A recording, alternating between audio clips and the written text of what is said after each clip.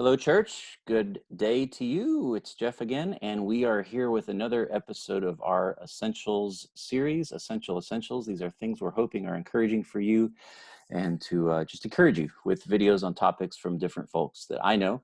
Most of these have been church members. However, today we have a very, very special treat. I want to introduce you to a man named Dave Jacobs. Dave, please say hello. Hi, everybody. Dave is all the way from Oregon, and Dave has been my mentor, coach, uh, spiritual director, all these things for I think over 10 years now, Dave. I think so. I had meant to kind of look at my inbox to see like what was our earliest email exchange, but I would guess 9 or 10 years easily. Yeah, and we talk once a month, and we rarely talk about church. Dave is a coach. He's a coach of pastors, but we and he'll tell you a little bit about what he does before we get into our topic. But he most of what we talk about is just spiritual life, Mhm. how relationship with God, quiet time, learning to live in peace and contentedness. And Dave has absolutely changed my life for the Oh, better, and it's been one of the best relationships I've ever had in a lifeline. And so, Dave, I just would say that, and I'm really honored that you'd share with us today. So Dave's going to do most of the talking, but I just, he and I were scheduled for our meeting today, and I just thought, it would be really neat if I just gave Dave this 20 minutes and said, whatever you think would be encouraging and necessary that you could speak to my church, what would it be? And let's turn it into Essentials video. And Dave was all about it. So before we go into our topic, um, which he will talk mostly about, just tell us a little bit about you, Dave. You were a pastor. You pastored for 29 years, I think. You've been coaching pastors for a good long time. yeah. You got to show us your ink. Tell us a little bit about you. Oh, I'm embarrassed. Your pastor found out that I'm an old dude with a lot of tattoos. And that started quite a while ago in things. But sometimes, in some churches, you got to be careful, about covering up your arms. But Jeff assured me that that wasn't uh, the case with you good folks. So yes, I have a few, but uh, just just a little bit. Some other time I'll come on and tell you the story behind every tattoo. Those Yes. of you who are watching that have ink, everybody's got a story, a purpose behind everything that is, drawn on their bodies, and it's kind of fun to get, people inked up who like to sit around and talk about, well, I got this 3 years ago because, so, but yeah, Jeff, I was to share with your folks. Gosh, I went into the full-time ministry at the age of 19, and was a church planter at the age of 21. And so I was in the ministry for about 30 years, pastored in 5 churches. The last 15 years, I was in the vineyard. And so I was a leader on the West Coast. And somewhere along the lines, we had 5 kids who are all adults now. Now we have 12 grandchildren. And my wonderful wife, Ellen, and I moved from California to beautiful Southern Oregon in 2007. And so that's where we live. I retired from pastoring at the end of 2006, and then I started my organization, Small Church Pastor, that provides coaching and consulting and encouragement and resources for pastors of all size churches, but I specialize in smaller churches. And so I'm what's called a pastoral coach, into my 13th year. All I do is talk to pastors on the phone, every denomination you could ever imagine. And so that's what I do. One time I wanted to try and add up how many pastors have I talked to, not just like talking to on the phone once, but have like talked to a number of times. And I think it was like over 12 years, like, 300 pastors or something like that Mm, that I've wow. had, a relationship with. And Amazing. So that's a lot of pastor talking. Yeah, and we're all messed up, complicated, dysfunctional people, as you know. Dave also he breeds corgi dogs. I'll throw Oh that in boy. there. Yeah. In fact, I've And got a mama that's in labor right now, oh, even as we speak. okay, Yeah. yeah, Posey is in labor. okay, wow. He's an author. He's written a number of books, and if you're interested in this conversation, hop on Amazon, look up Dave Jacobs, and look for his face on the, and you'll see him. Yeah, and I just want to say again, Dave has been a lifeline for me. I think I was just on a very different track, and I was in the middle of deep crisis when I met Dave, and it was just after my life changed when my daughter was born, and I just wasn't sure I Yeah. could hold my life together in ministry. And I got an email from Dave. I don't know how I ended up on your email list, but I replied, and we began a relationship that has just it is lent to the health and peace that is in our church, more than I Wow. can say. So I just want to thank you, and I look forward to more years. So we'll get to our topic because we Yeah. want to keep this expedient. So I told Dave on email, hey, whatever you want to talk about, whatever you think would be good for my church. And he shot me back an email, and it was surprising to me what he said. But he said something about what every pastor wishes their congregation knew about them. And at first I felt a little bit like, is this okay? But then I thought, I did ask him, and I trust him, and he probably has something very, very, very wonderful to share. So, Dave, I'm going to let you just introduce. I think you said you had 6 or 7 things, and we'll just briefly touch on each of those, and I'll pop in on occasion as you talk. Yeah. But why don't you tell us some stuff? Right, right. And it is true. I didn't want anybody to get the impression that, Jeff contacted me and said, hey, say to my people what I'm afraid to say to them, because nothing could be further from the I'm truth. excited to see what you And say, and because I'm about to learn what I wish everyone knew. We haven't rehearsed this, by the way, so here no, goes. we have not. As you can tell, we haven't rehearsed this.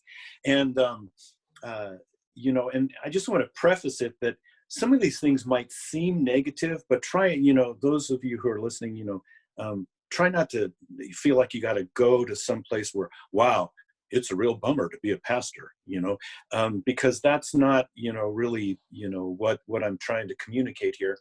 But there are some things that most people don't really know. And it makes sense. I mean, there's not a lot of people percentage-wise that are actually pastors and are lead pastors. And so lead pastors will really relate to some of these things, but parishioners like yourself, it might be news to them.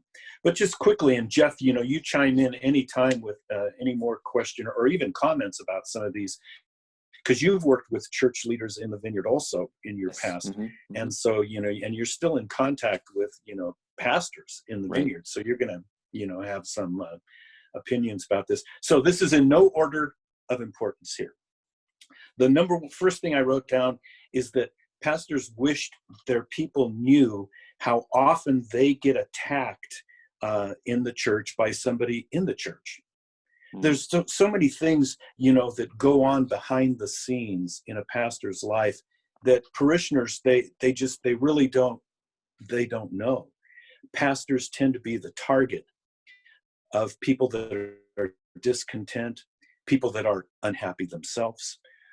And most Christians involved in a church don't realize how often throughout the course of a year, in a normal church, a pastor might, get some nasty things said or done to them 2-3 times a year. I don't think that's an exaggeration as far as frequency goes. And that would probably be one of the first things, is that that they wish people knew how often a pastor gets attacked. Okay, that's number one. Number two that I wrote down here is that they live under the cultural pressure to have a big church and to grow their church. I have seen this pressure in almost every denomination.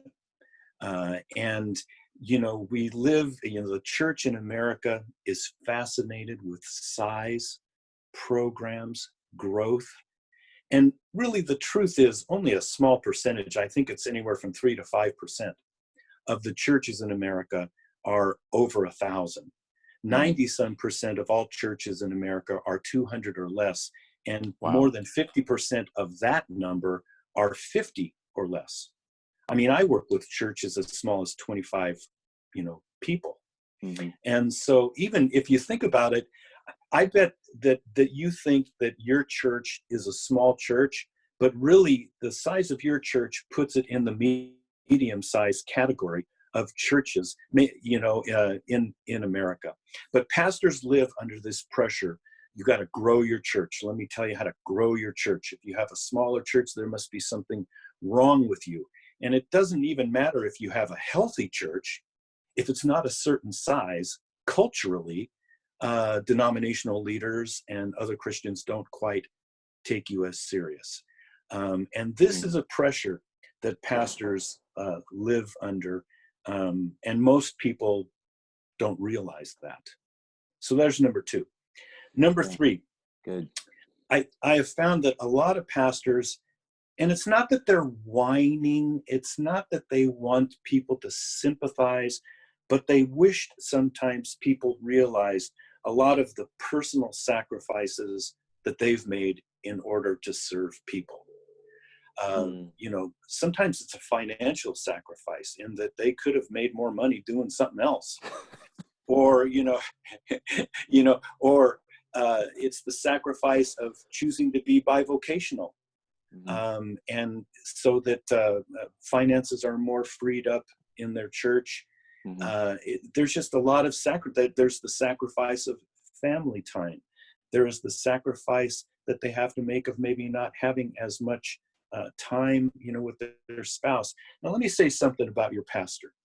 And once again, I know Jeff, really well. He has really been the type of pastor that is not going to sacrifice his family and his marriage for the ministry. And I commend him for that. He guards the time with his kids, with his wife. He's got a good family, and they're fairly well adjusted, and that it's healthy because he's refused over the years to say the most important thing to me in the world is my church. I'll let you know something. I tell pastors here, number one, you and Jesus. Number two, you and your spouse. Number three, you and your family. And number four, your church. Church has got to be fourth on the list. And Jeff has tried to walk that out over the years. But Go ahead. I want to throw something in, tell but me, finish that thought. Just, something that if I've really worked in the last 10 years to operate out of a piece. And I would say before that, I probably operated more out of ambition and drivenness, which is necessary to pioneer starting a church. And starting a yeah, church was extremely difficult. All the things you've said so far are absolutely the truth. And but operating out of a piece, and I remember at the very beginning, Dave, you may or may not remember this, but you said to me, you said, how many hours are you working a week? okay, And I said 55 or 60. And you said, well, you're going to have to cut that down to closer to 40 or you're going to die. And there was silence. And I remember I just said, well, there's absolutely no way I could do that, yeah, Dave. And you said, well, then you're going to sacrifice your marriage, your health, your children, your family, and ultimately your ministry is going to be quite shallow, because you're going to be operating out of burnout and out of exhaustion rather than out of reserve and out of depth. And that for me was really a turning point. Not that I was burned out or approaching it, and maybe I right, was, but I was just. It was a necessary time for me, 10 years in or 9 years in, to realize that if this thing needs to go long term, wants, if this is going to go long term, I've got to make some changes in the way I approach it. So what you're saying has had so much weight on our church, and I would say to the church right now, who we are.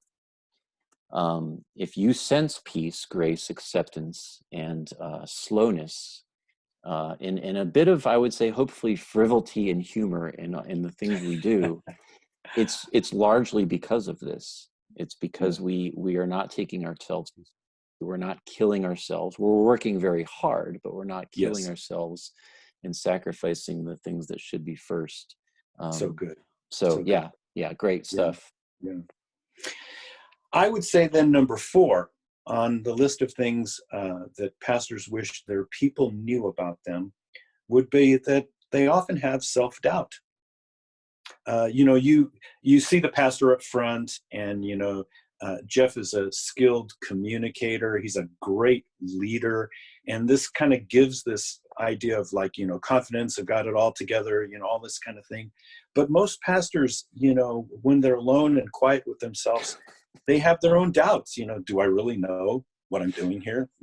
They make Yeah. some big decision. It's kind of like, well, everybody says they think it's a good decision. I hope it proves to be a good decision. Are my sermons getting through to my people? What about my pastoral Oh, counseling? And you can just they sometimes they can just go crazy, second guessing themselves. But when they're on the stage, yeah. they don't give that kind of impression. And so that's number 4 for what pastors wish their people knew about them. Let me Let's tag see what's on. something real Tell quick, me, and tell me. we're hitting these other three. We have time, Yeah, because hopefully for those who are still listening, this will be very meaningful. Just to, I'm going to be very vulnerable right now. go ahead. With this, Dave, but my congregation, most of them don't. But Sunday afternoon is what I always call the death march.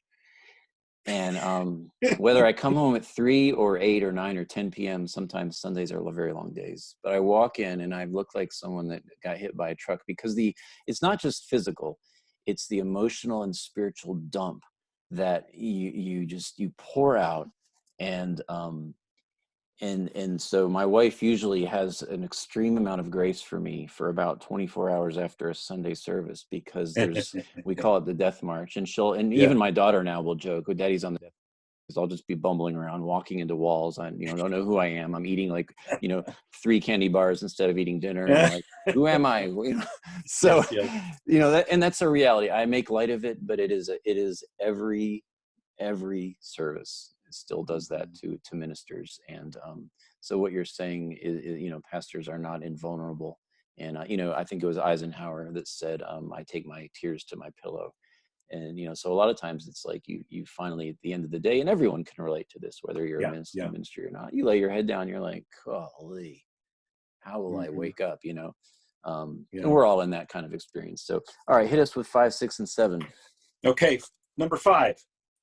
Uh, that I wish, now, and this is going to sound almost arrogant if a pastor were to think this, but let me unpack it for you. I think a lot of pastors, they wish their people really knew that they know what they're doing. Now that sounds contradictory, because I just said, a lot of pastors, they deal with self-doubt.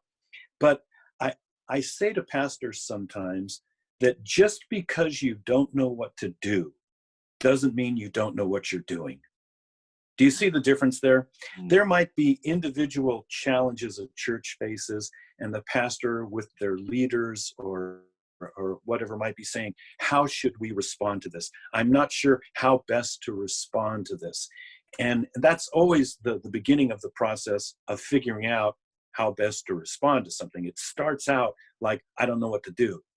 But most pastors, generally speaking, they really know what they're doing. And they're the ones who've been doing it more Right. than probably anybody else in the church. Oftentimes, they've been professionally trained in this area, either through Bible college, seminary, or some kind of equivalent type of educated. They're going to the conferences, they're reading the books, they're talking to other pastors and things. They, generally speaking, they are an expert in their field. There will be times where they don't know what to do, but that doesn't mean they don't know what they're doing. Mm, And they wished their people would realize that. mm. There's always armchair quarterbacks in a church. There's always people that they just think they know more about stuff than the pastor, and that's really rare. I would never expect a pastor to say, "I know more than you," but I feel really comfortable in saying, Jeff knows more than probably most of you know, and that's a good thing. And he needs your feedback, he needs your ideas, he needs your prayers and everything. But pastors wish their people realized, I kind of know what I'm doing. You know? Yeah. so so that is number 5. Number And 6. yeah, keep going. Go ahead. Well, just a Me or thought you? on, I was talking to someone this morning that was just really ripping up the governor of Georgia and the president Okay. apart for the decisions they're making. And, my thought was, before we do that, and I think this applies to any leader, there's a reason the scripture tells us to honor those people. So, I remember as a young whippersnapper, Yeah. pastor in training under my pastor, Thor, back when I was in my 20s, there were some times I really thought I kind of knew more than him, and maybe I saw some things that he didn't see. But at some point, I just got a very, very strong rebuke from the Lord, and I realized that it's just never right to have that kind of attitude. And if I did want to talk, and I did talk to him, I went to him more times than he probably wishes, and knocked Yeah. on the door and like, "Hey, I got to tell you about this," and he'd sit down and put his hands behind his, "What is it?" you know so but I just learned there's something, what you're saying, there's a truth about like this, the unity that's important. Doesn't mean we can't question or we should follow blindly. Right, um, right, but right. but there's something about like, I trust you, and I'm here, and let's do this together. And Yes. so, and I speak out of my own experience relating to those over me, politically, spiritually, whatnot. Okay, we've got two more. Okay, 2 more quickly here. Um, Pastors wish their people realized that they often live under unrealistic expectations from people. Yeah, I love that laugh. That just tells me maybe you can relate. And that could be such a broad base. They expect you to have a direct line to God. They expect you, when you pray for someone to be healed, they're all healed. When someone comes into your office for counseling, they're going to walk out whole and happy, and all this kind of stuff. You should have the perfect marriage, the perfect kids. you Mm. you should never get irritated. You're just always walking in love and peace and joy. And these are expectations that people have, and it's unrealistic expectations. And then here's the last thing. I said at the beginning that a lot of these things sound kind of negative. You might be thinking, holy cow, if this is the life of a pastor, why would anybody in their right mind, agree to that? I mean, you might be thinking, boy, I would pull a Jonah and run in the opposite direction if Right. this is what the ministry is really like, okay? But having said all these 6 different things, I'm going to wrap it up with number 7. I think pastors want their people to know that despite how hard it is, there's nothing that they would rather do. And a lot of that is because it's been Yes. tied into their call of God, called us into the ministry. And so we just can't make light of that. And that is true. But also, most pastors, they say, I wouldn't do anything else. Pastors, that say, if you didn't pay me, I'd do this. And a lot of pastors aren't paid by their Mm. church. I think pastors should be paid. I think they should be paid well. But I digress. The thing pastors want people to know is, I really do love my job.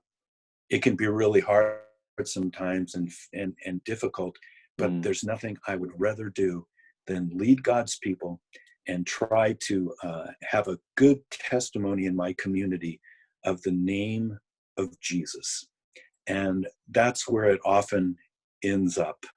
You know, we love what we do. I love what I'm doing now. Sometimes pastors will say, are you ever going to go back in the ministry? And I throw my head back and laugh and say, no way. You know, I did it for 30 years, you know, and now, you know, I love what I'm doing and working with pastors like yours and so many Mm. others.